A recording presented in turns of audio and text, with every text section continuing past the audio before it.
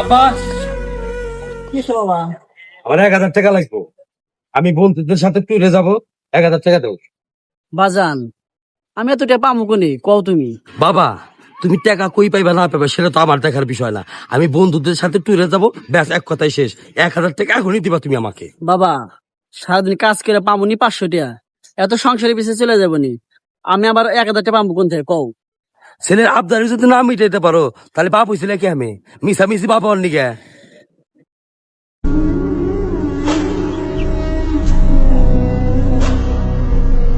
এই দাঁড়াও তো, জি বলেন। তুমি হাসানের ছেলে মদন না? জি, এত তাড়াহুড়া করে রাগান্বিত অবস্থায় তুমি কোন জায়গায় চাইলে? কি হয়েছে তোমার? এ কথা আর কইেন না। খালি জন্ম দিলেই বাপ হওয়া যায় না। আমি কইছি যে 1000 টাকা লাগবে, বন্ধু বান্ধব নিয়ে ট্যুরে যাবো। আমার বাপ কয় কি, কয় আমার কাছে টেহা নাই। হে কাম করে কি করে? কাগল নিয়ে কাম করে, আঙুল নিয়ে কাম করে না। ও, এই কথা। আচ্ছা, তুমি আজকে দুপুরে ভাত খেয়েছো কি দিয়ে? ও, দুপুরে মাছ দিয়ে খেয়েছি। তুমি যে মাছটা খেতে পারতেছো কার জন্য জানো? একমাত্র তোমার বাবার জন্য। তোমার বাবা যদি সকাল যদি মাছটা খেয়ে আসতো অথবা নিয়ে আসতো, তাহলে কিন্তু তুমি মাছটা খেতে পারতা না। একমাত্র তোমরা যাতে ভালোভাবে চলো সেজন্য সে কি করে তুমি জানো? ওই যে আজান দিয়েছে না, চলো তোমাকে আজকে আমি একটা বাস্তব প্রমাণ দেখাবো, তুমি আমার সাথে চলো।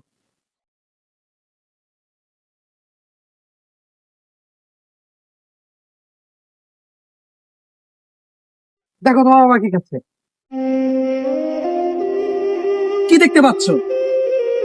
তোমার বাবা ভালো মন্দ খাচ্ছে। তোমরা যাতে ভালো কিছু খেতে পারো সেজন্য তোমার বাবা না খেয়ে নিজে পাউরুটি কিনে খাচ্ছে। আর তুমি সেই বাবার সাথে খারাপ ব্যবহার করলে তুমি একদিন বাবা হবে, সেদিন তুমি বুঝবে বাবার কি মর্ম। ভালো থেকো। বাবা, কিরে বাজান, তুমি আবার আইলে কে বাবা? আর তুমি যে 1000 টাকা চাইছো না বাবা, আমি আমার মহাজন হাতে দেয়া হলি, আমি তার কাছে তোমার নেগে 1000 টাকা আমি ব্যবস্থা করে রাখবনি। বাবা, তুমি এই পাউরুটি খায় আমার জন্য তুমি মাছ ভাত রেখে খাইছাও। এত বড় হয়ে গেলাম, তোমার কষ্টটা আজও বুঝলাম না বাজার। আমার কোনো টাকা পয়সা লাগবো না। তুমি তোমার মহাজনরে কয়ে আমার এখানে একটা কাজের ব্যবস্থা করো। তোমার পাশাপাশি আমিও কাজ করবো। না রে বাজান, তোর এখানে কাজ করা লাগবো না। তুই ঠিক মতন পড়াশোনা কর, মানুষ তো মানুষ হ, তাতে আমার কষ্ট দূর হইব।